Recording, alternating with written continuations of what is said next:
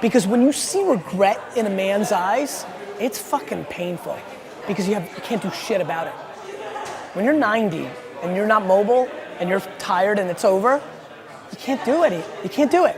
You can't build that company you wanted. You can't spend that time with your kid. It's regret. Yeah. And it fucking drives the shit out of me.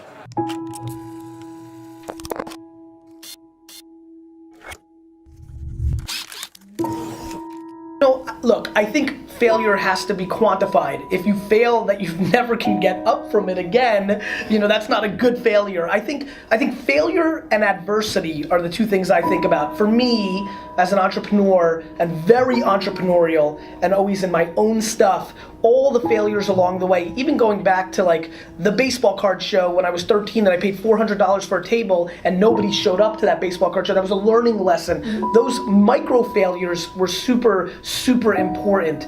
I think, you know, it depends on your stomach, right? Like if you really fail, like go out of business, I think people take one of two ways, right? They're like just finished and they're never able to get off the mat and they go in a different direction. So to me, I think quantifying the failure is important to me.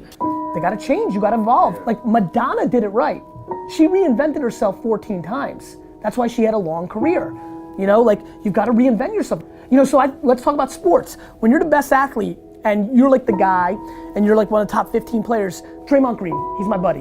Draymond really worked on his game every offseason. You know, Ricky Rubio, the flashy point guard from Minnesota, if he developed his outside shot, he would have been a much bigger player. He had all the passing skills, the quickness, he's got everything.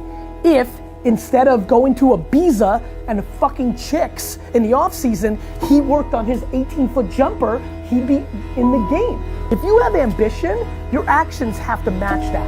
And too many people are just like not putting in the work.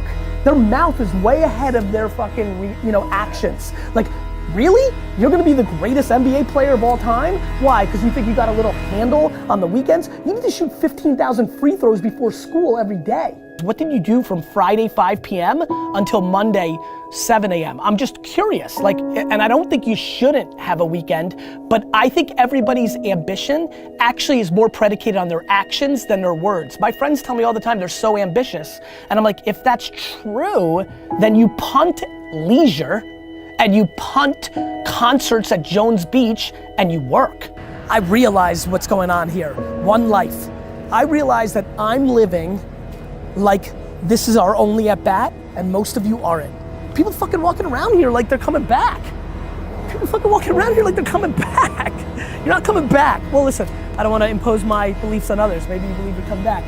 I believe you come back as a tree, or a flower pot, or D-Rock sneakers.